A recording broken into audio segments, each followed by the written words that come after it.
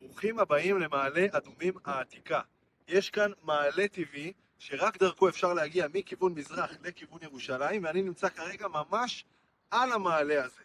לאורך ההיסטוריה, גם האנשים שהיו פה ועברו פה לאורך התקופות הבינו שהמעלה הזה, הנקודה הזאת של העלייה מכיוון מזרח לכיוון ירושלים, זה נקודה חשובה ואסטרטגית, ובואו תראו מה יש כאן במעלה הזה.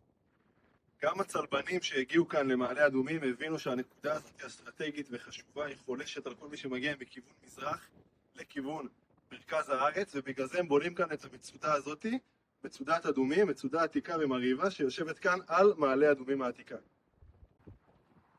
האתר השני המעניין שנמצא על מעלה אדומים העתיקה זה בעצם האתר הזה, זה איזשהו ארמון שלא ידעו עליו במקורות ואף אחד לא שמע עליו, אבל גילו אותו ממש במקרה, ושימו לב למה רואים כאן.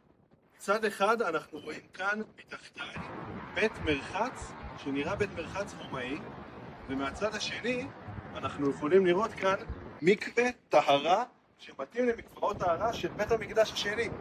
הדבר הזה, גם הבית מרחץ הרומאי וגם המקווה טהרה הזה, מלמד אותנו שאולי וככל הנראה הארמון הזה היה ארמון מהתקופה של הורדוס. הורדוס המלך הגדול שמלך כאן בארץ ישראל, וגם המצודה שראינו מקודם וגם הארמון הזה מלמדים על החשיבות ההיסטורית של הדרך הזאת של מעלה אדומים העתיקה. תמשיכו לעקוב.